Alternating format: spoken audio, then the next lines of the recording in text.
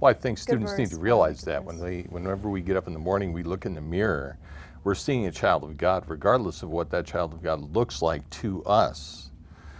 The important thing is to realize that God does not create junk.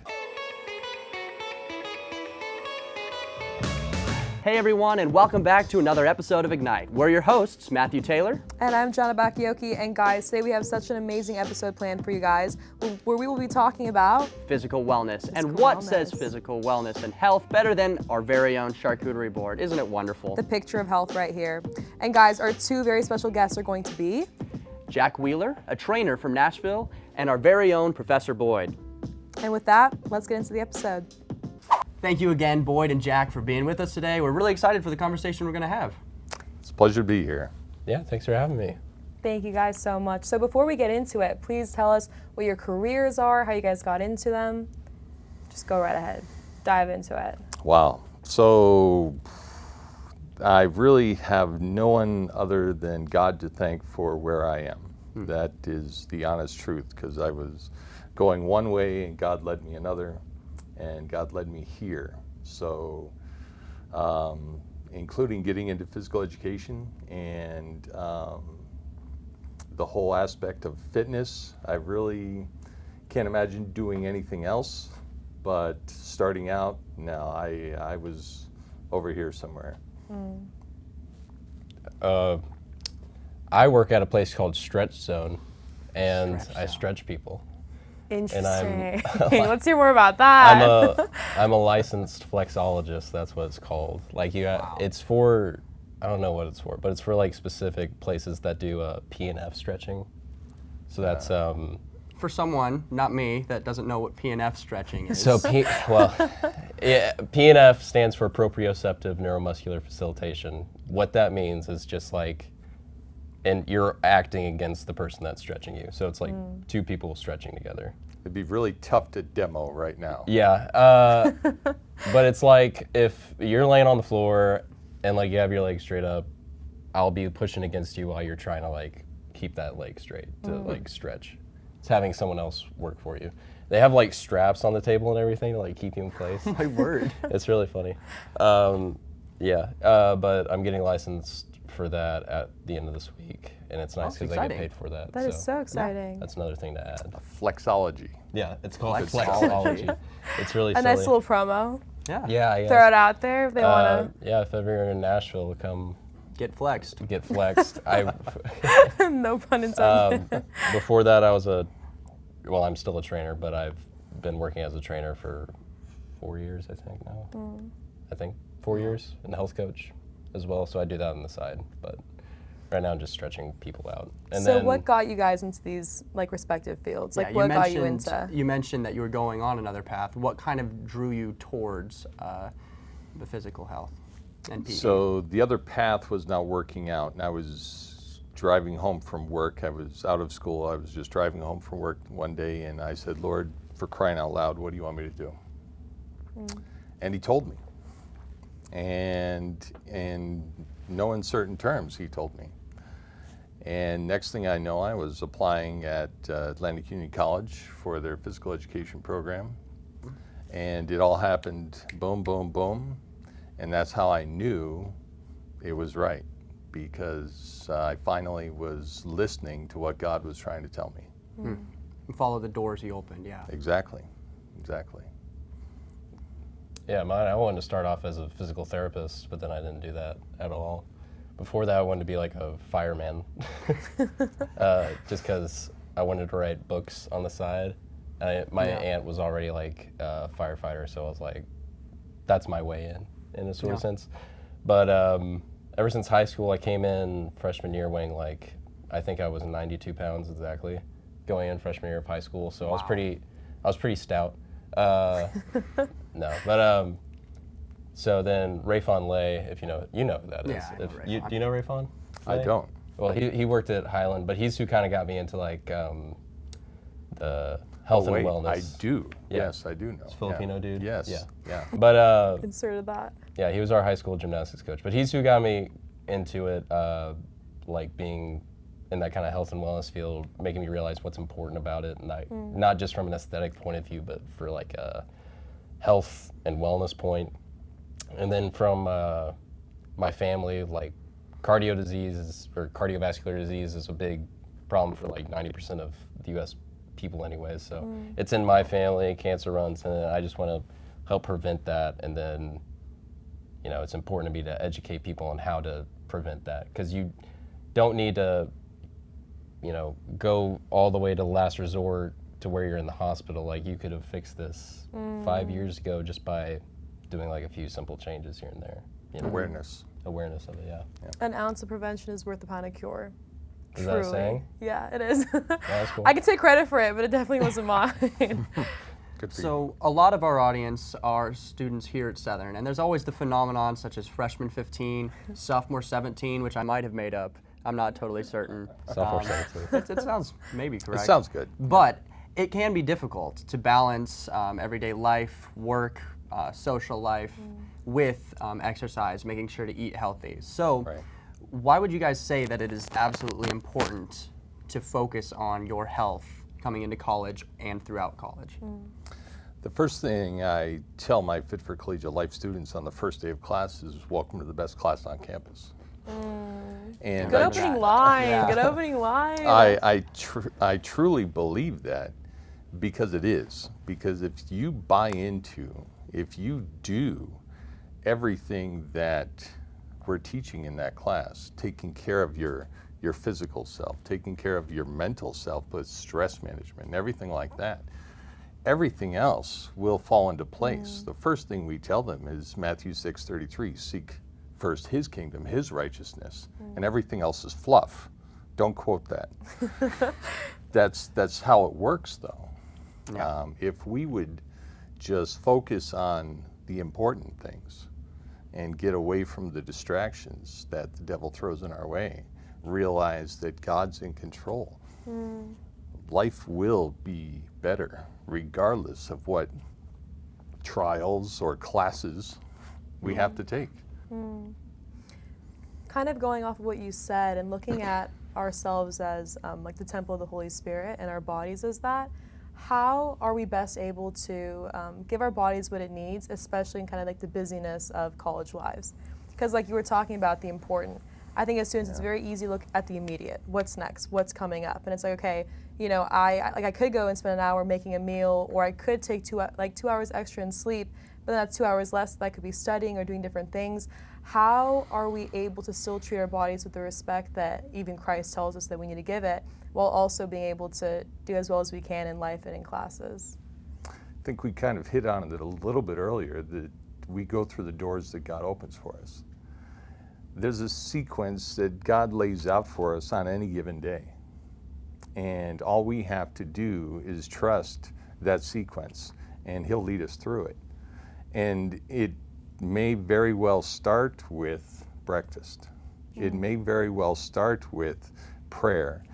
And if we do these simple things, and they really are simple, instead of letting the circle on the wall, this is another thing I tell my class, don't let the circle on the wall dictate your life. That's the clock. Granted, you have classes to go to, you have work, all of these things are extremely important. But outside of that, that time that you can manage is not being dictated by the circle on the wall. You can manage that. You can give it to God and let Him lead you through those times, and use them wisely. The best way to say it. Well said. Yeah. Jack, you graduated last year. Do you have anything to say on the fact that it can be difficult to balance it all out? Like any advice that you give? I mean, if you want to find time, you can find time, is the bottom line. Like, being honest, like, if you want to find time, you can find time. Because what are you going to do, like, those last 30 minutes you're in your bed, you're just going to look through TikTok anyway. So, like, you can Feel targeted. like, you can apply that elsewhere, is what I'm saying. And it's not hard to just be consistent with, especially with, like, walking, which is a big, like, especially if you're trying to lose weight, that's a big, walking is just a simple exercise. It's very low intensity too. It's very low intensity. It can make you sweat if you go uphill. You know, you can increase, decrease, whatever. But it's like 10 minutes here, 10 minutes there, like 30 minutes a day for like 6 days. Like you'll be well off and you'll feel better is the biggest thing.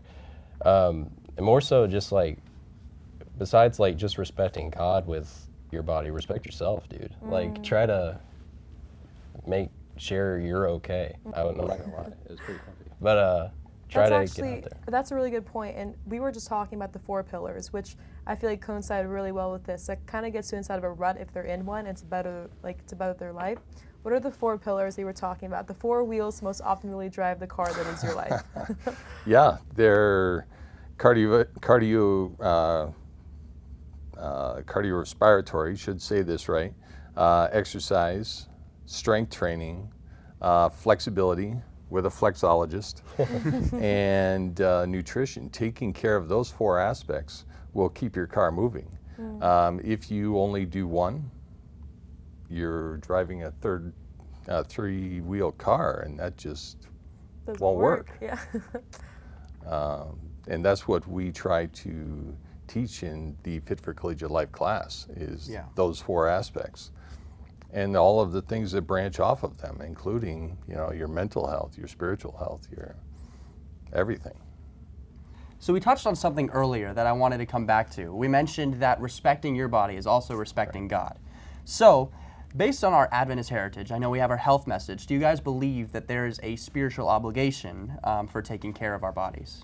From what I know, there's a verse in 1 Corinthians. I used to have it on a business card, but I can't recall what the exact verse is. If you could pull I think it out. it's 6, chapter 6, 6, verses 19 to 20. Yep, that's it. So going off that, I had that on a business card, just kind of like symbolize that I'm Christian and I want to kind of preach that with what I'm doing. The body's a temple. Yeah. Well, I think students need verse. to realize Good that verse. whenever we get up in the morning, we look in the mirror, we're seeing a child of God, regardless of what that child of God looks like to us. The important thing is to realize that God does not create junk. And so many times we feel like, we got the Eeyore attitude. And that's not how God made us to be. Regardless of our current situation, God sees us. God died for us. God is ready to do anything we need and step in. I think if people get that mindset and realize that God absolutely loves them regardless, that's what changes things. There's this verse that says, "For we are fearfully and wonderfully made." And I think that if we were to look at ourselves in the same light that God views us in as precious children of Him, we would also respect ourselves a lot more in turn, because we realize that, hey, we're like His hands and feet. We're out here doing His will and His work. So we have to actually be able to do that, which means prioritizing your health, prioritizing your nutrition, your sleep, the 4 pillars, which you said so beautifully, which I definitely forgot, but wonderful 4 pillars. Well, I tell my students that God only makes awesome, so go be awesome. I like that. I like that. We know that today in our society there's a lot of issues surrounding mental health. And it's interesting to see all the research that's coming out about the tie between your physical health and your mental health, and also like nutrition and exercise and all these different things. How can you guys kind of find that correlation, and what's the link between the two? Well, like with what I was saying earlier, with just from my experience as a college student and also all the roommates I've had, if you're locked indoors all day, you're pretty depressed. Like that's what I've seen. You're just sitting in your room marinating in your stench, and it's just like you're just gross. So like getting out and actually doing stuff, like hanging out with people, if they're like inviting you out to go on a hike or something, you know, something Adventist related. What are mental benefits that are directly related to kind of maintaining better nutrition, actually going and doing exercise, strength training, cardio training? Like how does that better your mind as a whole, and how can that eliminate kind of more so mental issues that we We can experience? sum it up in one word: endorphins. Yeah. The little chemicals that get kicked in when you do something that is positive for yourself. You'll be studying for the last 3 hours, and you're just stressed beyond belief. Maybe you're getting it, maybe you're not. Maybe you're writing that paper and you're you've got writer's block, and you get up and go for a walk. Southern is blessed because of the campus we live on. We've got hills, we've got great resources, the trails, the greenway, and you just get up and you go for a walk for a half an hour. The endorphins kick in. The good chemicals that are cruising through your system start making you feel better. You'll be able to have better focus when you go back to studying or writing or any of those things. And that's the physiology of what happens when you do that. Sum it up in one word: endorphins. Good answer. Yeah, you just, I mean, like if you're working out and you'll get like obvious results if you keep doing it over a period of time. You'll feel better about yourself. You'll physically feel better and you'll look better is what I've noticed for a lot of people. That drives them. Just to, like, if that's your goal, that's fine.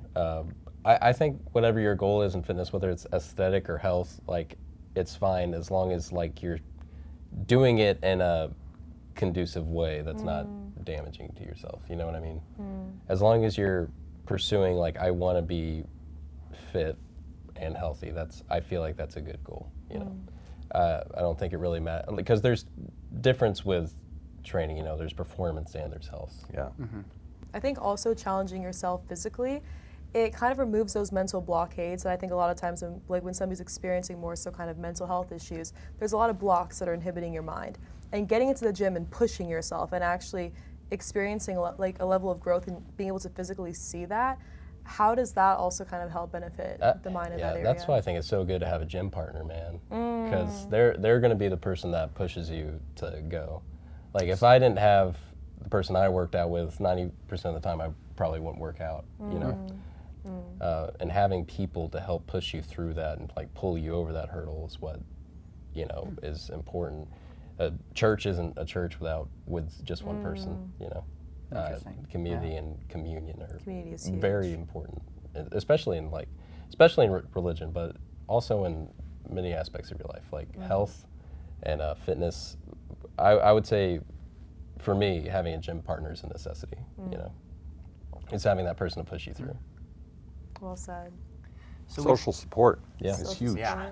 So we touched on a few of the trails and how lucky we are to have a campus as such with the hills and stuff like that. Are there other resources on campus that you would highly recommend for students to pay attention to their physical health, nutrition? Yeah? Yeah, the Human Performance Lab, man. Yeah, you That's worked there, free. right? Yeah, I did work there. Worked there for Crazy that 2 it's years. free. I was blown away when I found out that it was free. Yeah, it's free. I don't know how it's repped now. When I went here, I don't think it was repped that hard. I feel like I was also like the only worker at the time. Now there's an actual a lot of people there, I think now. Tell us Yeah. more about this. Like, why should students go? What do you see, like, result-wise? What does it tell you? Wow. How can you get better in tune with your body through the utilization of the Human Performance Lab? If you really want to know, go get tested. Yeah, go get that. If you want to know what your body is doing, how it's working, how your metabolic rate at rest or at during exercise, all of these kinds of facts, your percent body fat, your body composition, all of this stuff can be, you will know accurate information on yourself. And that's a great baseline to work off of, because so often, I saw that YouTube video or I watched this, or my friend said this, It's not a and you're guessing, one-size-fits-all. and it's not always factual. Yeah. If you really want to know what's going on with you, come down to the lab and get tested, and then from there you can move forward. Yeah. Actually, in my Fit for Life class, we were talking about different people who went in to get scanned. And it was so interesting to see how somebody from gym masters and then their metabolic rate, and then somebody who went on a crash diet and they lost a ton of weight, but then their metabolism, they were like very much so crashed on like the very dangerous end of the spectrum. So quickly, I want to ask you guys, what are some kind of dangerous myths that you think people might think are healthy, like fad diets, for instance, that are actually pretty destructive for your body overall? Keto is probably the biggest fad diet that's pretty destructive. I would say. Because it completely cuts carbs, and carbs are your main source of fuel. Yeah, like a lot of people think like carbs are of the devil when they're not. They're supposed to be like 70% of what you eat. They're what your body is built to convert carbs into ATP, which is what your body uses as energy, basically. And so when you switch that, what you're doing is you're shutting off, okay, no more carbs in my system, all from fat, all from protein. Your body's gonna have to rework what it's actually using as a direct buffer in in energy system. It doesn't matter. It's gonna have to rework all that stuff, and you're producing, if you're using proteins more, you're actually gonna just produce more urea in your system, which is just making you more acidic, which in turn can develop ketones, hence keto diet. You mentioned proteins. Proteins, there's the myth that you have to supplement to get an adequate amount of protein. That is not true either. I tell my students to chew their proteins rather than put them in a shake and drink them. There is plenty of protein resources in natural foods, and such as beans, fruits and vegetables, all of these kinds of good things, rather than scooping it out of a can and putting it in a shake. Yeah. There's just better ways to do things, and so many people go with what fad is available. They go with the extremes. Yeah. Wow. Yeah. Most of the time, those supplements are meant for folk that are pretty knowledgeable about what they're doing. And when you're ingesting like, all that protein and stuff, if you're not using it, it's just gonna be turned either It to gets stored as or fat. You pee it out. That's the only two paths. Like if you're not using it, that's what's gonna be do. So if you're supplementing, make sure that you're actually using what you're supplementing. Otherwise, it's just going to accumulate. And everything you do, like even with creatine, and I think creatine's a good supplement. But again, you need to be making sure that you're actually using it. Yeah. As you Like just drink said. your water. Avoid Because the everything's Avoid the processed through extremes. those kidneys. Yeah. You're just going to damage your kidneys if you just let that accumulate. Yeah. Is the biggest thing. I really appreciate you guys coming on to our show today. A lot of knowledge has been dropped. Before we close out, I just wanted to ask if you guys have any last things that you'd like to say to the students of Southern. No. I'm trying to think of something clever. It was hard. I feel like you have a couple of things. Oh, absolutely. Boyd. And I'm going to say it right to the camera, right to Say the it. students of Southern Adventist University. I don't care how fast you move, just move. We sit far too often in class. We sit far too often in work. Too many hours are spent on using some of the best muscle we have. Get up and move. Wow, what an incredible episode with two amazing guests. Thank you guys so much again, Jack and Professor Boyd. You were wonderful. Yeah, a lot of wisdom could be gleaned from today's episode. I very much appreciate the analogy of the four wheels of the car. Guys, all four, or else the car will crash. If you guys haven't gotten the chance to test out the Human Performance Lab, which is free, definitely go to Halsey and try that out. As we've talked about today, it is very important to keep an eye out for your health. Yeah, and guys, you can find us on Instagram at IgniteSAU as well as on YouTube. Thank you guys so much for watching, and we'll see you in the next episode. Bye.